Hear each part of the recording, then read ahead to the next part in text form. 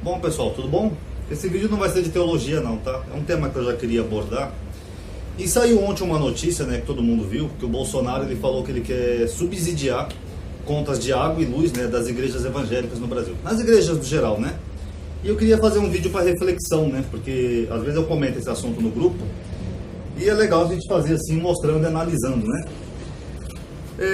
Hoje em dia, para você montar um comércio, alguma coisa no Brasil, é muito custoso. Eu sei que eu tentei uma vez, eu já fui gerente também, para quem não sabe. Tentei ter uma vez um negocinho meu.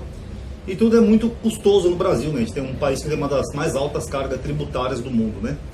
Então vamos supor que você queira montar um negócio para você hoje. Ah, Ronaldo, eu vou montar uma portinha de nada, onde eu vou vender bateria, celular, essas coisas. Um exemplo hipotético. Eu vou mostrar aqui para vocês um exemplo. Só lembrando que eu não estou trabalhando com números reais, tá? São números hipotéticos e redondos. Até para poder mostrar cálculos, então fica melhor do que ficar trabalhando com números reais, senão ninguém vai entender nada. Você vai montar um negocinho para você, uma portinha que você vai vender produto de limpeza no seu bairro. Um exemplo hipotético. Você vai ter que ter um espaço físico, correto? Você vai ter que alugar alguma coisa.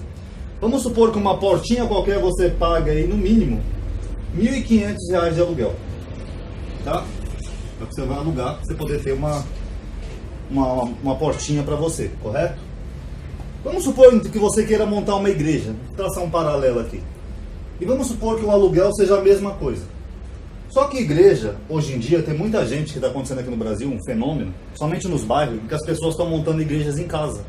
A pessoa às vezes constrói uma casinha e já monta lá na garagem um espacinho para ser igreja. Às vezes nem garagem a pessoa já transforma em igreja. E muitas igrejas, mesmo as que também não fazem na sua própria residência, eles tendem a comprar o ponto, justamente para evitar o aluguel. Então não é toda igreja que paga aluguel. Então se você fosse montar uma igreja, você não ia ter esse valor. Vou colocar um zero aqui só simbólico, tá?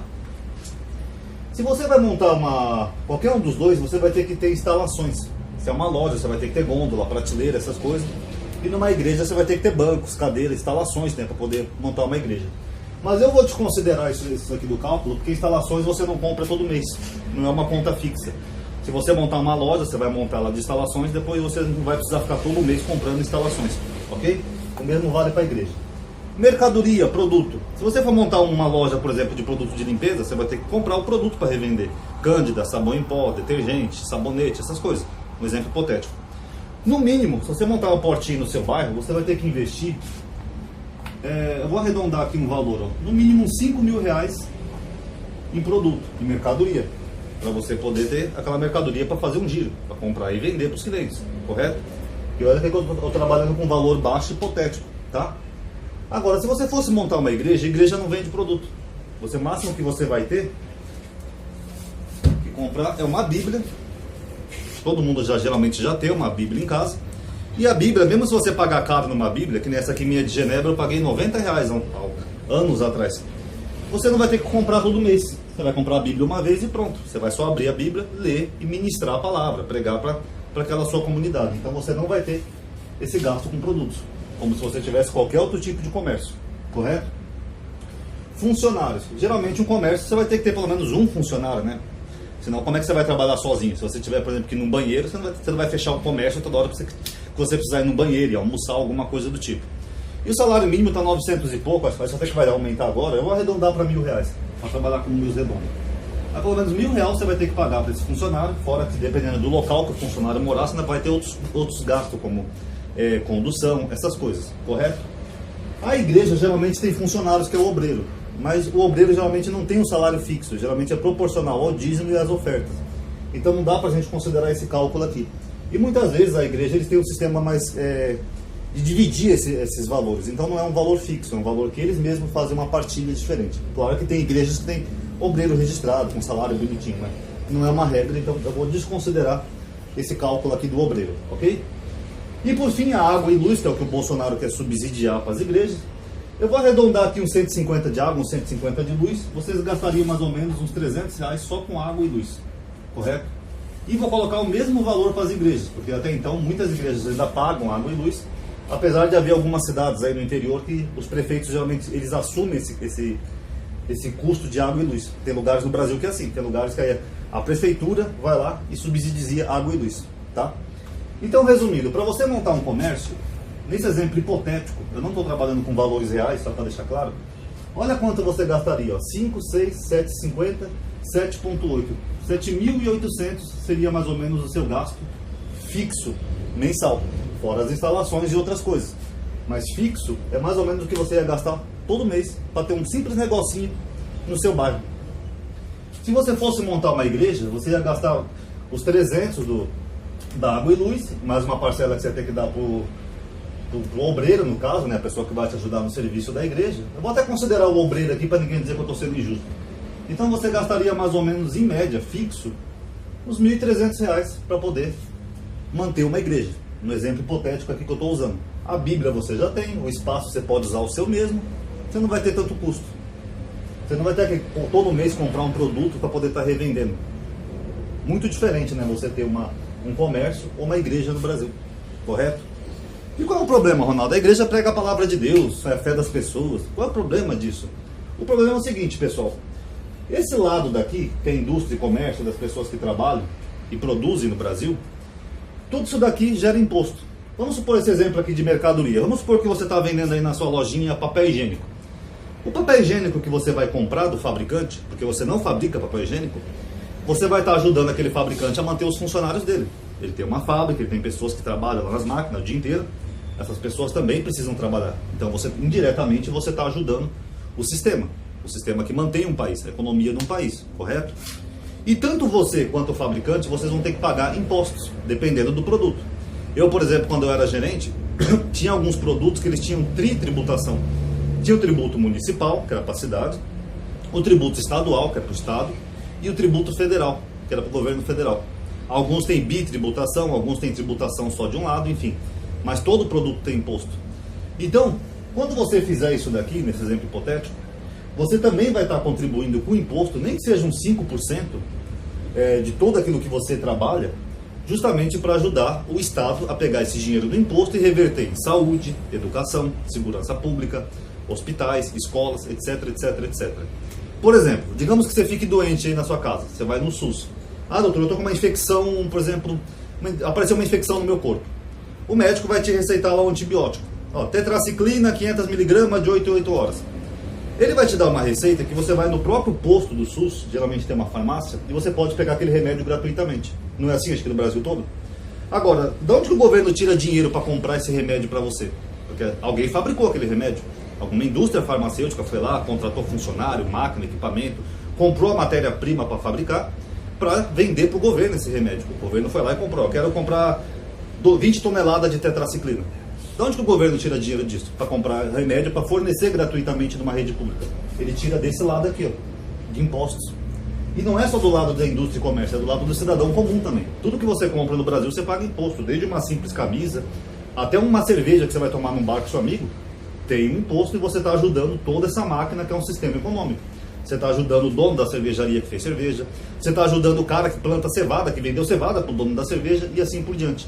Então o dinheiro que é gerado aqui na indústria e comércio, ele é redistribuído indiretamente no próprio Estado. Ele é transformado em benefícios ao cidadão, correto? Pelo menos uma parcela dele é transformada. Eu não sei qual é a carga tributária atualmente, mas pelo menos aonde eu trabalhava, o patrão, do total que ele ganhava de lucro, basicamente isso daqui, ó, 60% numa média, era para imposto. 40% era o lucro do patrão. Para tudo isso, para você ter uma estrada, para você poder rodar, para você ter a polícia militar cuidando da segurança, para você ter hospitais na sua cidade fornecendo remédio, tudo isso.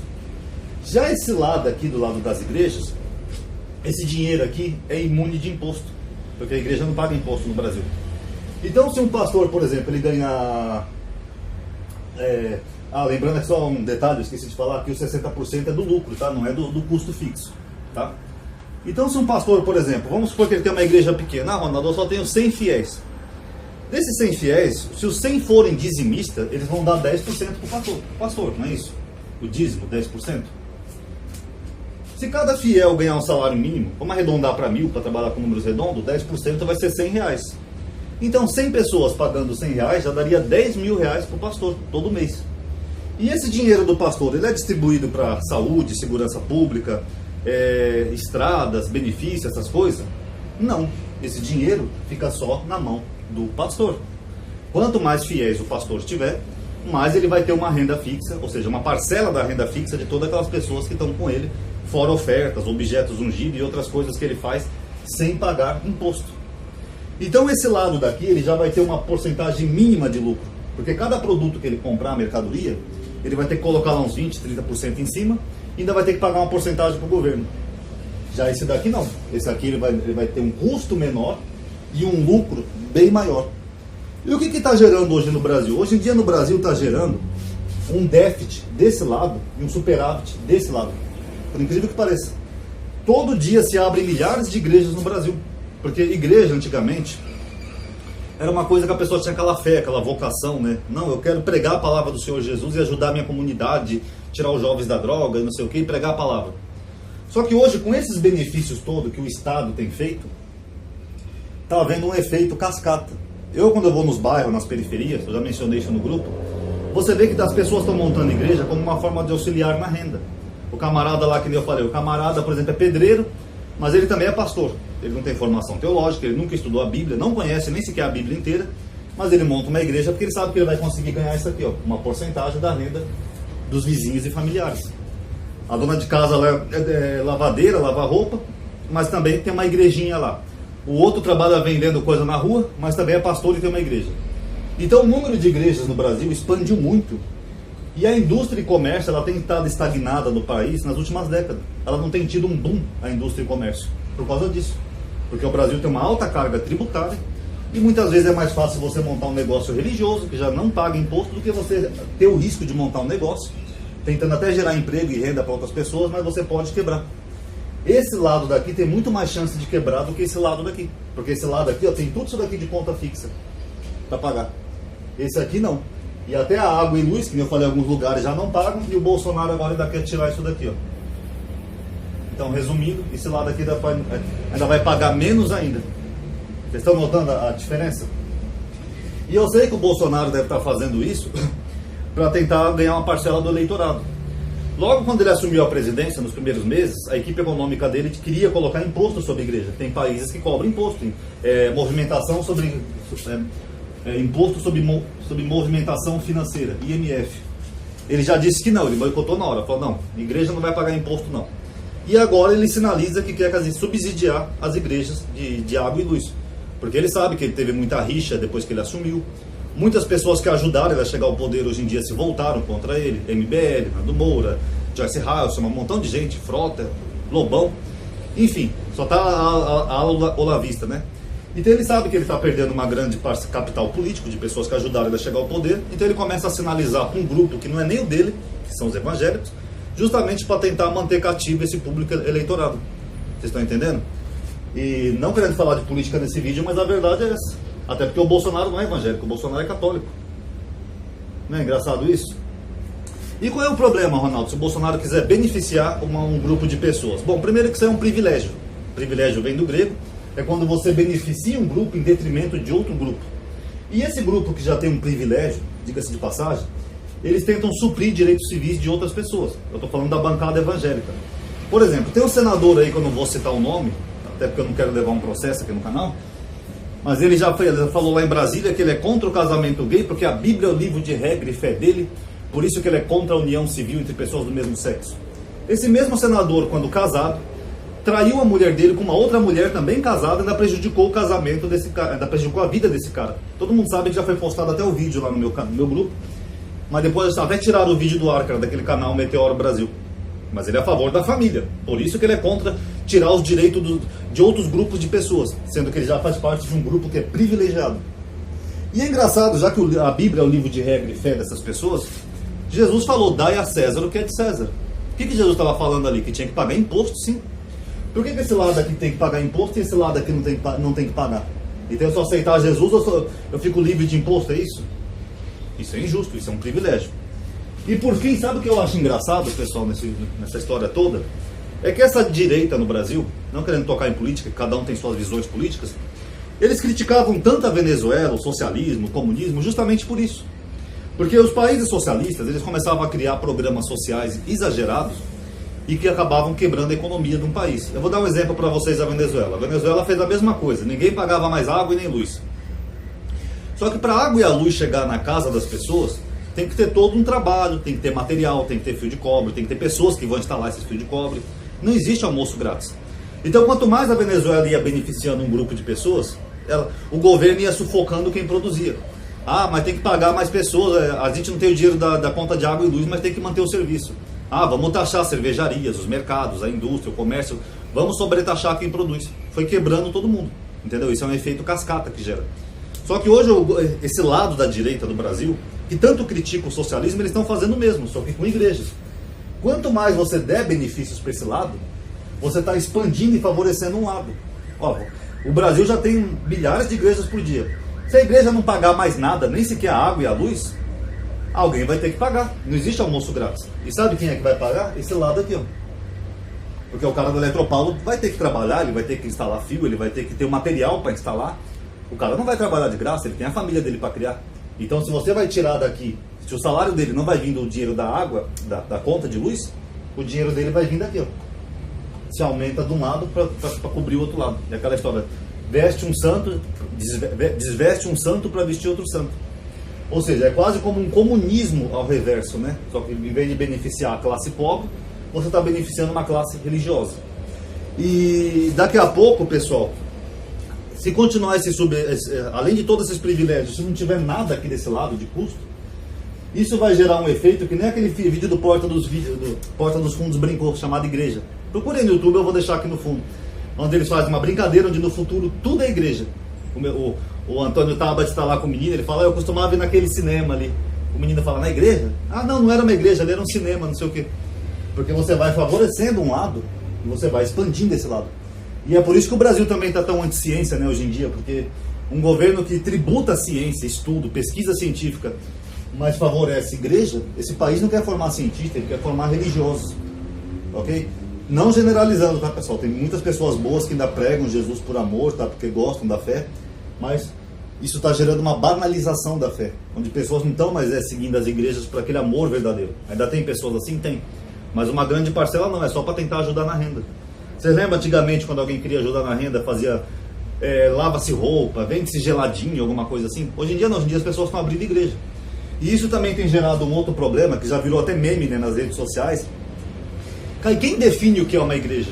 Que nem eu falei, você vai na periferia de São Paulo, nas quebradas, você vai lá no Itaim, lá no Grajaú, o cara faz uma casa onde ele mora, mas é uma igreja. Com CNPJ e tudo. Então quem define o que é igreja? Daqui a pouco todo mundo vai querer converter suas coisas em igreja. Quer residência, quer comércio. E aí, como é que um Estado vai se manter assim?